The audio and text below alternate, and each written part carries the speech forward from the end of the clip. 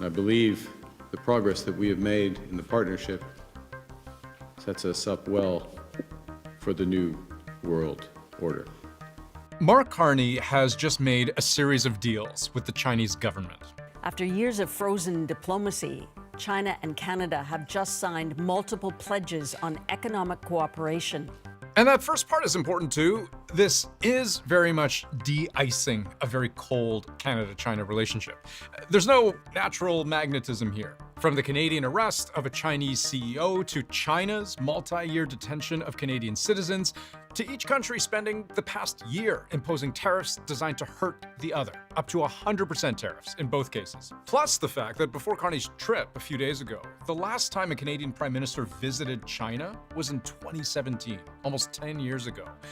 This wasn't so much a pull as it was a push. The economic order is becoming rewired. It is necessary for us to diversify our trading partners and to grow non-US trade. And it's not just China. Carney has sought a new relationship with Qatar as well, an energy superpower among the wealthiest countries per capita on the planet. Because why? The multilateral system that has been developing these is being eroded, to use a polite term, undercut, use another term. So the question is, what gets built in that place?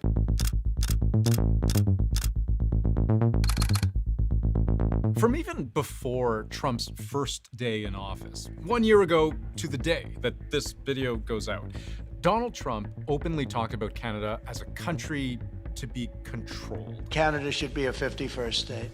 You get rid of that artificially drawn line, and you take a look at what that looks like.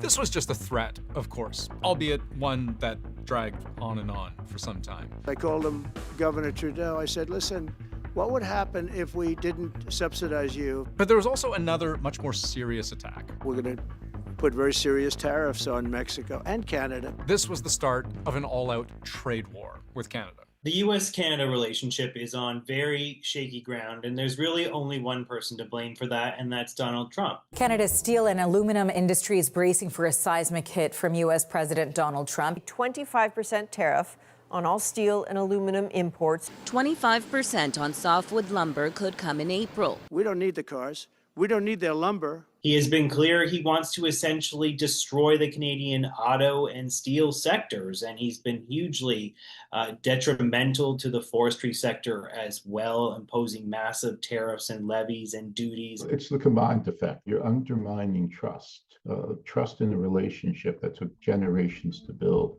And one part of what may have undermined the trust between Canada and the U.S. was that, unlike in many past disputes between the two countries, the rationale for tariffs didn't actually always make sense. We're thinking in terms of 25% on Mexico and Canada because they're allowing vast numbers of people. Canada's a very bad abuser also. Vast numbers of people to come in and fentanyl to come in. Less than 1% of the illegal migrants, less than 1% of the fentanyl that comes into the United States comes from Canada, so we're not a problem. And there is just such a small amount of fentanyl going from Canada into the U.S. If you look at the latest data from the U.S. Customs and Border Protection, 3 pounds went from Canada to the U.S. and was seized by border officials in the last 3 months. That is smaller than even the smallest bag of potatoes you could find at the grocery store. The subsequent actions that they've taken have had absolutely nothing to do with fentanyl. They used fentanyl to declare an emergency, to gain powers to be able to impose tariffs, and then they completely, it seems, dropped the fentanyl issue. Still, Canada would play the game. It appointed a fentanyl czar, announced more than $1 billion in investments in deploying new Black Hawk helicopters and surveillance drones, but this only appeared to delay, not stop, Trump's tariffs. Just hours before Donald Trump's 25% tariffs on Canadian goods were supposed to kick in, the U.S. president suddenly put them off. The tariffs he's long threatened and sometimes delayed came in with what's feared will be devastating effect. Negotiations around Canada's military spending and its contributions to the NATO military alliance would also be the source of a lot of friction, because it wasn't just a disagreement about spending. They have a very small military. They rely on our military. We basically protect Canada. It was also an explicit threat. One of the presidents of a big country stood up and said, well, sir, if we don't pay and we're attacked by Russia, will you protect us? No, I would not protect you. In fact, I would encourage them to do whatever the hell they want. And Trump's demand to purchase Greenland to force its sale by Denmark, a fellow NATO country, by way of quote-unquote blackmail. A series of escalating tariffs on several European countries until Denmark agrees to sell to the US these 2 million square kilometers of its own territory. Canada has a very clear position on that too. It's a serious situation, and we're concerned. We're concerned about this escalation, to be absolutely clear. Where all of these issues are headed, who knows? But that's the problem from the point of view of Mark Carney's government, as in, who knows what the hell the position of the United States is going to be on anything going forward. A major one, by the way, being the trade deal Trump himself signed with Canada and Mexico during his first term, but which this coming year he wants to renegotiate. We'll either let it expire or we'll maybe work out another deal with Mexico and Canada. But look, Mexico and Canada have taken advantage of the United States, like just about every other country. CUSMA is absolutely critical to Canadian trade, and it's very important for the manufacturing sector in Canada, small and medium-sized enterprise. It's not just steel, it's not just aluminum, it's not just lumber. The Canada-US relationship is fundamentally different now than it was a year ago, and Canada and Canadians have taken a big step back from the United States, and there really is a lot of data to prove that. It's had a corrosive impact. It takes generations to build trust. It takes moments to destroy trust. It's going to take generations, I think, to build it back.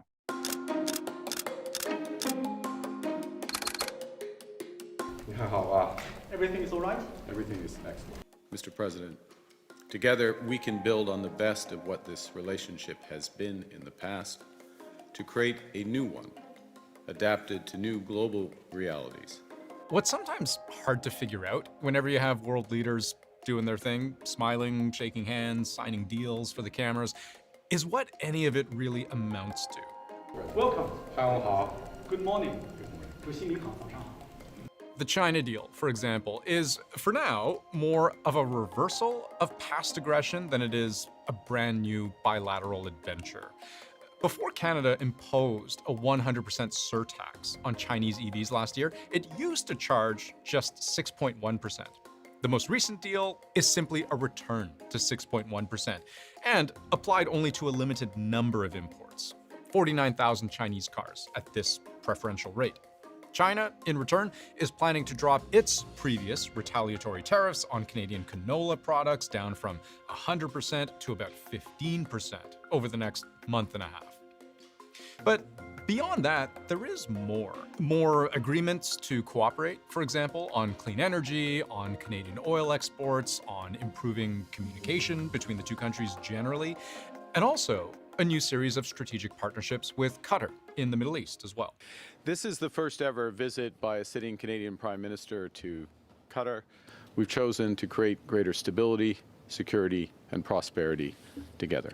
You're going to hear those words and words like it a lot from Mark Carney.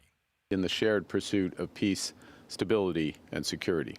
We've often worked together to pursue peace, security, and stability in the world. Because this isn't, according to the Canadian government, just posturing. It's policy. It is time to swing for the fences again. And this is what the upcoming budget will be about. Building, taking control, and winning. Chapter 2 of the most recent federal budget is called Shifting from Reliance to Resilience. It says the United States is fundamentally transforming all of its trade relationships. We cannot rely on our most important trade relationship as we once did. There's talk of transforming our economy by tapping into diverse international trade partners, and then, over and over again, $75 million over 5 years towards finding new markets. $500 million over 3 years for market and product diversification. $5 billion over 6 years to secure new markets. The approach moving in two directions. First, becoming our own best customer, meaning Canadians doing more business with Canadians. And second, growing Canada's trade with the world, doubling non-US exports over a decade, generating $300 billion more in trade. Now, I'm not just taking all this at face value and supposing it will work. I'm just saying they're trying. The strategy is creating optionality. Not all companies are or should leave the US, but for those that need to, we need to strengthen the ability of those companies to look at other markets, to build supply chains with like-minded partners.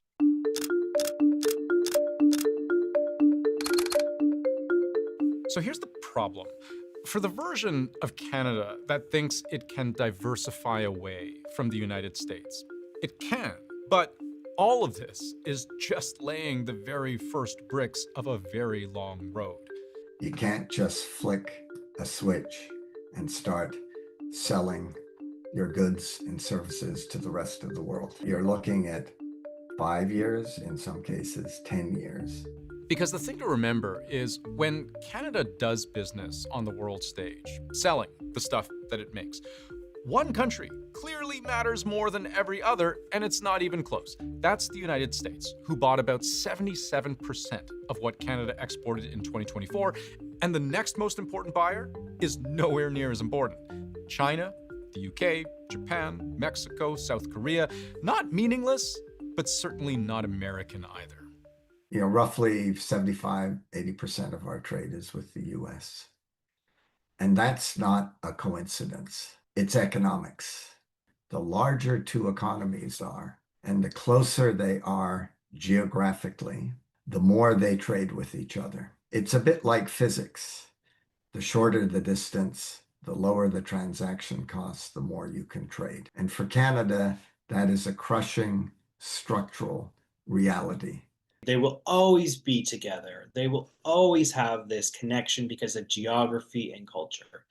The United States is so fundamentally important to Canada and our future, and that will likely never change. That's just the cold, hard truth. And this is a relationship steeped in hundreds of years of history, where the infrastructure for moving everything important, roads, rails, pipes, cables, the entire Canadian economy is based around the immutable fact that Canada and the US are neighbors. So the reality check here is that steering Canada's economy away from the US, it's like carefully untangling two trees that have knotted together over centuries. But on the other hand, that work, as painstaking as it may be, appears to be underway. And if Canada feels its money is better spent with China than with the US, then the US isn't just pushing away a key ally. It's pushing that ally into the hands of its greatest rival.